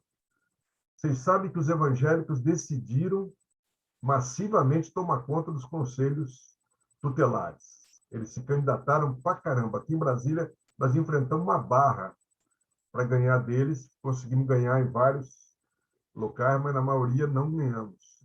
Eles decidiram fazer essa ocupação, no caso dos tutelares, mas também aos conselhos de saúde e tal. Então, o que o Paulo levanta, eu acho que é uma questão muito importante da gente abrir o olho do nosso partido e não pensar apenas nos conselhos nacionais e tal, da nossa militância, e entender que aí sim tem uma militância importantíssima, um serviço a se prestar importantíssimo para o povo. Natalina, que coisa boa te rever. É isso. Os conselhos não podem ser, de fato, o único espaço onde se dá a participação popular. Ela precisa extravasar, ela precisa ser mais ampla. Os conselhos têm uma coisa muito importante, porque eles já estão estabelecidos como forma de consulta, dependendo da situação, como forma de decisão naqueles conselhos que são deliberativos e tal, nós temos que ocupar esse espaço.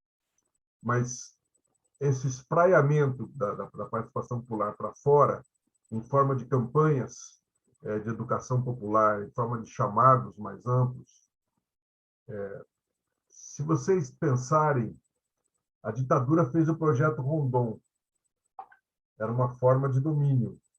Mas se a gente trabalhasse com voluntariado universitário e muitas tarefas que impliquem generosidade, a gente poderia fazer muita coisa boa nesse país. Eu acho que nós temos que pensar nessas formas. Durante a pandemia, foi emocionante que a sociedade se mobilizou. O MST foi o campeão dessa ação, mas houve muita ação. E nós temos que, num governo nosso, pensar nisso, em mobilizações, como fizeram em Cuba, como fez a Venezuela, num dos aspectos positivos que eles tiveram lá, de brigadas de alfabetização, de assistência, assim por diante. Eu acho que isso é muito importante.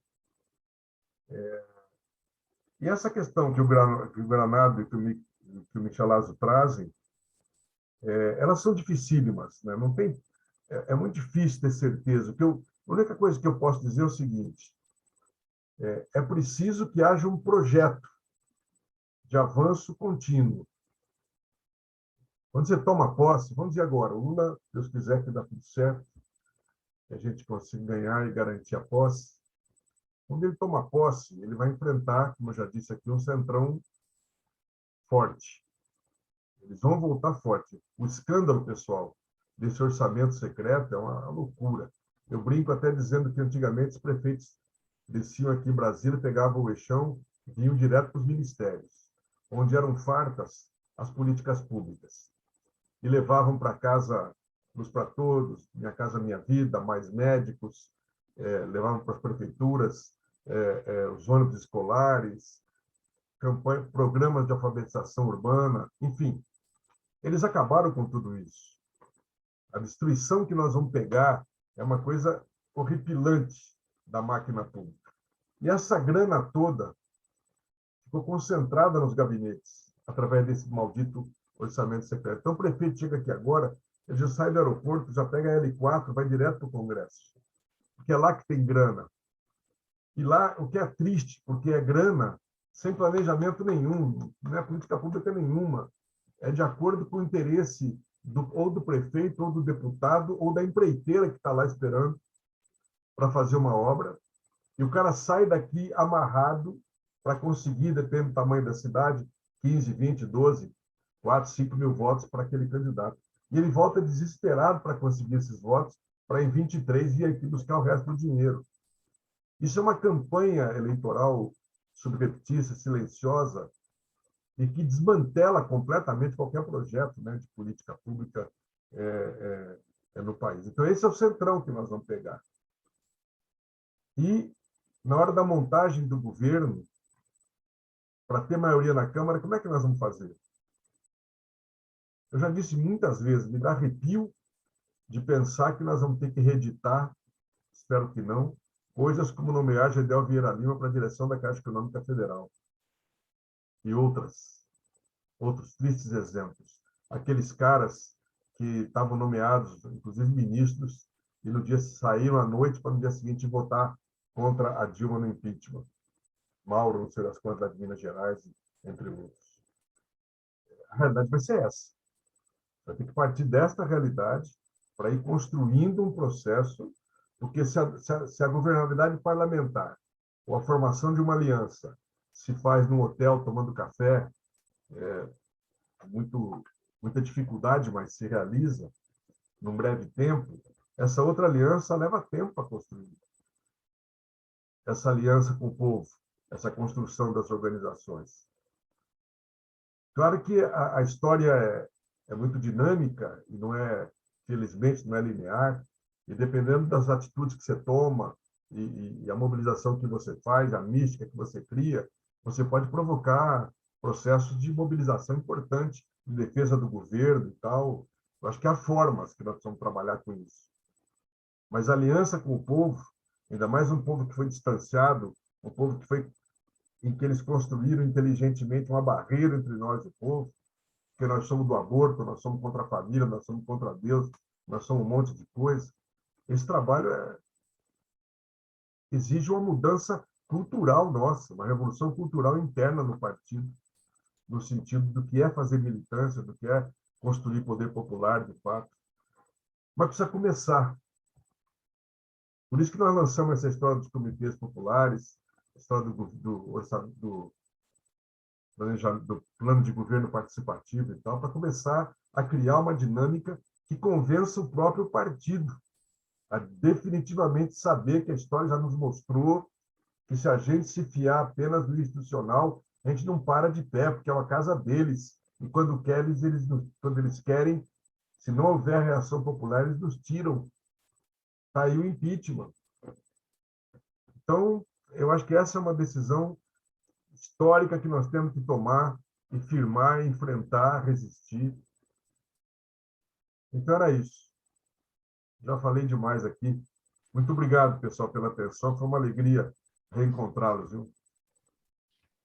Gilberto, muito obrigado mesmo. Muito obrigado, Carla. Eu vou passar para o Vicente fazer o encerramento do nosso trabalho. Só antes, eu já queria anunciar o nosso próximo Diálogo AMSUR, né, que já está organizado. Ele vai pegar um tema que o Gilberto chegou a esbarrar nele, que é o tema de que o bolsonarismo ademais da representação de interesses determinados, ele é também uma onda cultural, né? Provavelmente o bolsonarismo transcenda em muito o Bolsonaro, talvez inclusive o nome bolsonarismo não seja um bom nome, mas a gente vai trabalhar na próxima semana com o tema neoconservadorismo e constituição da nova direita no Brasil e no mundo. E vão estar conosco o professor Eduardo Costa Pinto, da Universidade Federal do Rio de Janeiro, e o Tasso Genro. Então, são esses os dois próximos palestrantes do Diálogo AMSUR da semana que vem.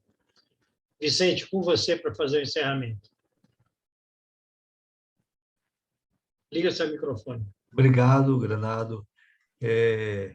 Inicialmente, renovar o agradecimento não mais por terem aceito o nosso convite, mas pelas relevantes contribuições que tanto a Carla quanto o Gilberto trouxeram para o nosso debate, né? E também agradecer as intervenções dos participantes. E aqui dizer, primeiro, que foi importante a introdução da Carla no sentido de fazer um balanço dessa trajetória mais recente, né?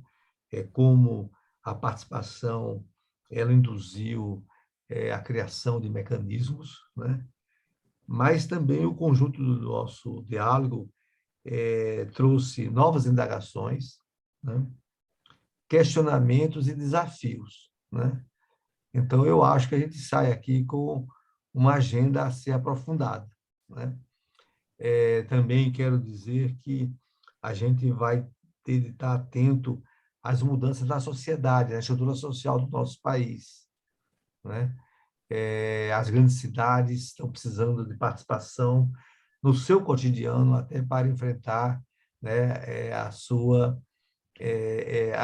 agendas dos seus territórios específicos, né? A participação tem não só uma dimensão reivindicatória, mas vai ser um mecanismo muito importante de superar os impasses dos nossos modos de vida, porque nós estamos vivendo, entre outras crises, uma crise de modo de vida. O individualismo está chegando no seu limite, né? Os problemas comuns e compartilhados, né, estão aí, né? Eu acho que a experiência da pandemia revelou tudo isso, né? E também que as desigualdades e a diversidade estão muito presentes nesses territórios todos e certamente induzirão novas agendas. Então, mais uma vez, muito obrigado, Carla, muito obrigado, Gilberto, e a todos que participaram dessa instigante sessão dos nossos diálogos AMISUL. Boa noite.